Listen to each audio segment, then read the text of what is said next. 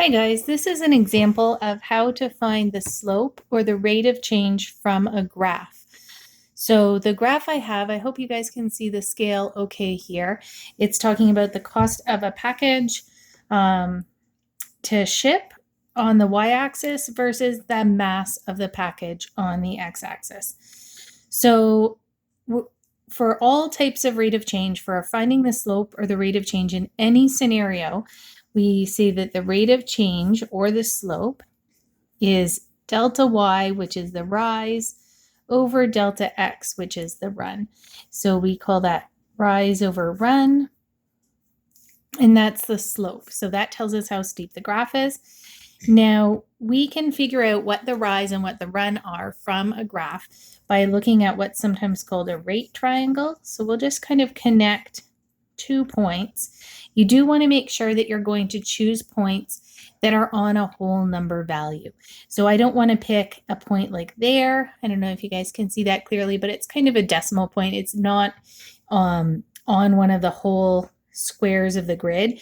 So it would be harder to estimate. You want to pick one that's for sure really looks like it's on a whole number. So my starting point, I'm going to use the starting point, which is the y-intercept of 5. And then I see another point, and I've already labeled it in there, where for a 4 kilogram package, looking along my scale, it costs $15. So I'm going to fill in this triangle and connect those two sides.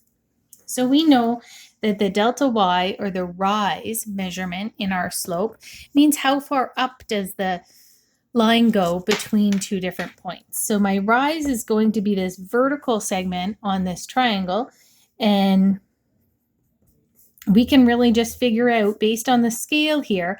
We can't just count the squares because it's 4 squares, but it's not actually $4. We look between the two y values. So it starts at a y value of 5 and goes up to a y value of 15. So that has a rise of 10. So you do have to be careful to read the scale correctly. Okay. Likewise, the run is how far over it goes, or the change in the x values. And the run along the base here starts at 0 and goes up to 4. Now on my graph, that's 8 squares, but again, you really have to be careful and read this from the actual scale on your graph. It may not be 1 square equals $1 or kilogram or whatever that is. So I'm going over with a run of 4. Okay, so you can just kind of label 2 points here, draw in the triangle, and label your rise, just kind of counting using the scale, and label your run. Then to find the slope, I'm going to take the rise of 10 and the run of 4. So you can put slope equals or rate of change equals. That's the same thing. It's the rise, which is 10, over the run, which is 4.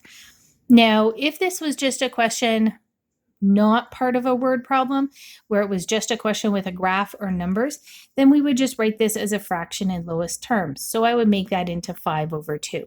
But in this case, it's a word problem. We're talking about total cost in dollars. And we wouldn't say that something was 5 over $2. We would make that into a decimal. So I'm going to write that 10 divided by 4 is 2.5, or in this case, $2.50. So our 2 decimal places for the dollars, and that's per kilogram. So it goes up by $2.50 for every kilogram increase in the weight of the package. So that's what my slope is.